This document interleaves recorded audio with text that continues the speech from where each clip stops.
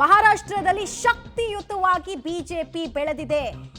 ಫಡ್ನವೀಸ್ ನಾಯಕತ್ವದಲ್ಲಿ ಬಿಜೆಪಿ ಇನ್ನಷ್ಟು ಬಲಿಷ್ಠವಾಗಿದೆ. ಮೋದಿ ವರ್ಚಸ್ಸು, ಫಡ್ನವೀಸ್ ನಾಯಕತ್ವ ಮತ್ತೆ ದೊಡ್ಡ ಮಟ್ಟದ ಹಣವನ್ನ ಪಂಪ್ ಮಾಡಿದ್ದಾರೆ. ಇಲ್ಲಿ ಡಬಲ್ ಇಂಜಿನ್ ಸರ್ಕಾರ ಅಲ್ಲ, ಇನ್ನು ಮುಂದೆ ಏನಿದ್ರು ಟ್ರಿಪಲ್ ಇಂಜಿನ್ ಸರ್ಕಾರ, ಅದನ್ನೇ ನಾವು ನಂಬ್ತೀವಿ ಅಂತ ಅಲ್ಲಿನ ಮತದಾರರು ತೀರ್ಮಾನ ಮಾಡ್ದಂಗೆ ಕಾಣಿಸ್ತಾ ಇದೆ. ಹಿಂದುತ್ವದ ಮಂತ್ರ ಜೊತೆಗೆ ಡೆವಲಪ್ಮೆಂಟ್, ನ್ಯಾಷನಲ್ ಇಂಟಿಗ್ರಿಟಿಯ ಇಶ್ಯೂಗಳು ಬಿಜೆಪಿಯ ಕೈಯನ್ನ ಹಿಡಿದಿದೆ. ಮಹಾರಾಷ್ಟ್ರದಲ್ಲಿ ಬಿಜೆಪಿ ತನ್ನ ಪರ್ಫಾರ್ಮೆನ್ಸ್ ಅನ್ನ ಪ್ರತಿ ಎಲೆಕ್ಷನ್ ನಿಂದಲೂ ಕೂಡ ಬೆಟರ್ ಮಾಡ್ಕೊಳ್ತಾ ಬರ್ತಾ ಇದೆ. 10, 20, 30, 40 ಅಂತ ನೋಡ್ತಾ ಇದ್ದವರು ಈಗ ಏಕಾಂಗಿಯಾಗಿ 80, 81 ಅನ್ನೋ ರೀತಿನಲ್ಲಿ ನಂಬರ್ಸ್ ಅನ್ನ ಒಂದೊಂದು ವಾರ್ಡ್ಗಳಲ್ಲಿ ನೋಡ್ತಾ ಇದ್ದಾರೆ. ಜಸ್ಟ್ ಒಂದು ಮುಂಬೈ ಪಾಲಿಕೆ ಎಲೆಕ್ಷನ್ಗೆ ಸಂಬಂಧಪಟ್ಟಂತೆ ನಾವು ರಿಸಲ್ಟ್ ಅನ್ನು ನೋಡಿದಾಗ, ಟ್ರೆಂಡ್ ಅನ್ನು ನೋಡಿದಾಗಲೂ ಕೂಡ ಬಿಜೆಪಿ ಪ್ಲಸ್ ಅಂತ ತೋರಿಸ್ತಾ ಇದೀವಿ ನೋಡಿ. ಈಗ ಒಂದು ಸ್ವಲ್ಪ ಹೊತ್ತು ಮುಂಚೆ 119 ಇತ್ತು, 122 ಆಗಿದೆ. ಅಂತರ ಜಾಸ್ತಿ ಆಗ್ತಾ ಇದೆ. ಕಂಫರ್ಟಬಲ್ ವಿನ್ ಕಡೆಗೆ ಅವ್ರು ಹೋಗ್ತಾ ಇದ್ದಾರೆ ಅಂತ ಡೀಟೇಲ್ಸ್ ಕೊಡ್ತಾರೆ ರವೀಶ್. ಯೂಶಲಿ ಸ್ಟಾರ್ಟಿಂಗ್ ಅಲ್ಲಿ ನಾವು ನೋಡಿದಾಗ 10 ರಿಂದ 12 ಗಂಟೆ ತನಕ ಸಮಬಲದ ಹೋರಾಟ UBT ಮತ್ತು ಬಿಜೆಪಿಯ ಮೈತ್ರಿ ಪಡೆಯ ನಡುವೆ ಕಾಣಿಸ್ತಾ ಇತ್ತು. ಬಟ್ ಈಗ ಅಂತರ ಕ್ಲೀನ್ ಇದೆ.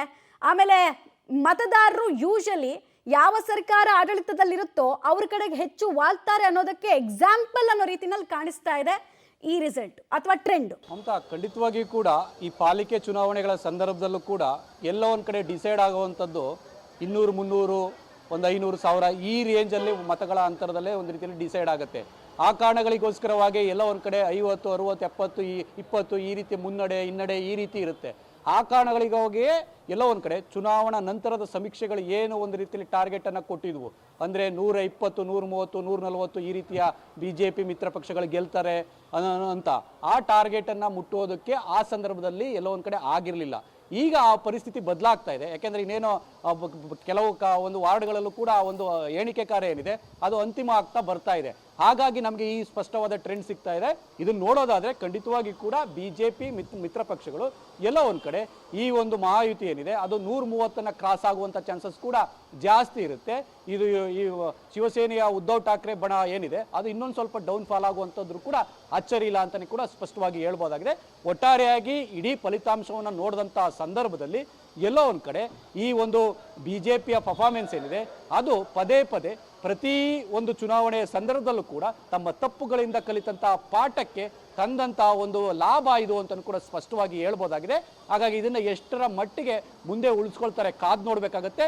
ಲೋಕಸಭಾ ಚುನಾವಣೆಯಲ್ಲಿ ಅವ್ರಿಗಾದಂಥ ಆಘಾತ ಏನಿತ್ತು BJPಗೆ, ಅಂದರೆ ದೊಡ್ಡ ಮಟ್ಟದ ಸೀಟ್ಸ್ಗಳನ್ನು ಅಲ್ಲಿ ಒಂದು ರೀತಿಯಲ್ಲಿ ಬರುತ್ತೆ ಅಂತ ನಿರೀಕ್ಷೆಯನ್ನು ಇಟ್ಕೊಂಡಿರೋ ಲೆಕ್ಕಾಚಾರಗಳಿತ್ತು. ಆದರೆ ಅಲ್ಲಿ ಹೊಡೆತ ಬಿದ್ದು ಹಾಗಾಗಿ ಅದು ರಾಷ್ಟ್ರ ಮಟ್ಟದಲ್ಲೂ ಕೂಡ ಸ್ವಲ್ಪ ಮಟ್ಟಿಗೆ ಇಂಪ್ಯಾಕ್ಟ್ ಆಯಿತು. ಹಾಗಾಗಿ NDA ಅನ್ನೋ ಒಂದು ಒಕ್ಕೂಟದಲ್ಲಿದ್ದಂಥ ಬೇರೆ ಪಕ್ಷಗಳನ್ನು ಕೂಡ ಎಷ್ಟರ ಮಟ್ಟಿಗೆ ವಿಶ್ವಾಸಕ್ಕೆ ತೆಗೆದುಕೊಳ್ಬೇಕು ಅಂತಲೂ ಕೂಡ ಆಯಿತು.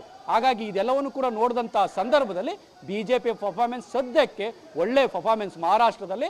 ಹಾಗಾಗಿ ಇದು ಮುಂದಿನ ದಿನಗಳಲ್ಲಿ ಯಾವ ರೀತಿ ರಾಜಕೀಯ ಬದಲಾವಣೆಗೆ ಕಾರಣ ಆಗುತ್ತೆ ಕಾದ್ ನೋಡ್ಬೇಕು ಮಮತಾ.